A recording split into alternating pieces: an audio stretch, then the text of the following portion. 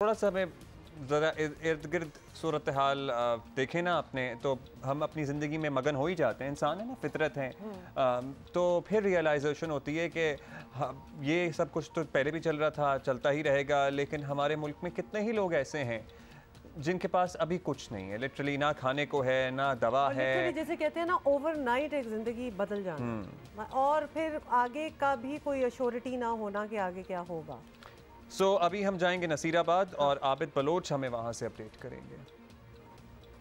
जिला बलूचिस्तान के green belt Nasirabad में सैलाबी रेलों का सिलसिला तो थम गया, मगर मुतासरा इलाकों में अभी तक रिलीफ ऑपरेशन शुरू नहीं किया गया और सैलाब से मुतासरा इलाकों छत्तर, रब्बी, मीरसन, मंजूशोरी और रसूलाबाद और खरोसा में ज़मीनी राब्ता मुनक़ता होने से ग़िज़ाई किल्लत तो पैदा हो गई है और मुतासरा इलाकों में मेडिकल कैंप भी कायम ना होने के बायस हमला ख़वातीन और मासूम बच्चे अपने इलाज के लिए परेशान हैं। जबकि इस वक्त नसीराबाद के इलाके बाबाकोट, गोट, रसूलाबाद, लेडी में 7 से 8 फुट सैलाबी पानी मौजूद है, जिससे कच्चे मकानात गिर गए और सैलाब मुतासरीन के घर उजड़ गए। तो दूसरी तरफ शदीद गर्मी और हब्स ने सिंध बलूचिस्तान कौमी शाहरा पर पनाह लेने वाले दर्जनों ख़ानदान सैलाब मुतासरीन की मुश्किलात बढ़ा दी और सैलाब मुतासरीन अपने मासूम बच्चों को शदीद गर्मी में अपनी मदद आप के तहत प्लास्टिक की झोंपड़ियाँ बनाकर साया फराम कर रहे हैं।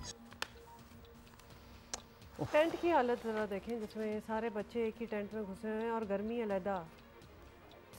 और आप सोचिए कि जब पानी खड़ा हुआ है और धूप पड़ रही है तो भाप बन जाती है, भाप बन जाती है और उसके अंदर फिर जो कीड़े मकोड़े बनते हैं वो तो एक और ही किस्सा है, जिसके बारे में हम बात भी कर चुके हैं। DI खान से हमें रिपोर्ट कर रहे हैं सईदुल्लाह मरवत, वहाँ के भी हालात अच्छे नहीं हैं।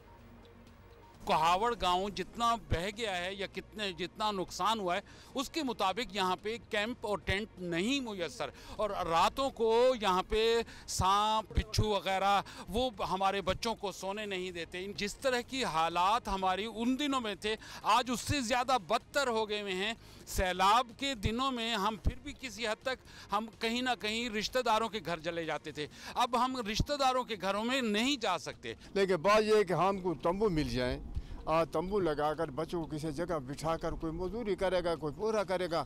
हम ये नहीं है कि हम इधर खाना लेने के लिए आते हैं। कोहावड़ थी इतनी बर्बादी थी बेसब, असा गरीब लोग से सारे घर खर्ब थी गए, माल लुट गए, कणक लुट गई है, घर ढह गए, बाकी सारा बिया कोई तरह के 50 तंबू आई था, बाकी इनके सारों का सलाम नहीं सटा। जो वसाइल हैं रहने के, खाने पीने के, हर किस्म के वो चले गए हैं, पानी में बह चुके हैं। अब जो हम जिंदगी गुजार रहे हैं 10 दिन से 12 दिन से रोडों पे गुजार रहे हैं और हमारे बच्चे किस्मों किस्मों की जगह पे बैठे हैं। इन सैलाबी रेलों में हमारी ज़िंदगी बह गई है, हमारा साल भर का अनाज बह गया है, हमारी गाड़ियां, हमारे वसाइल जो कि हम जिससे हम कमाते थे, हमारे हथियार, हमारे औजार, जो हमारी दाद रसी और हमारी ज़्यादा राह होती थी, जिसकी बुनियाद पे हम ज़िंदगी में हम कुछ करके मजदूरी करके हम लोग काम करते थे तो और हम उसको कमाते थे, तो वो बह गई है।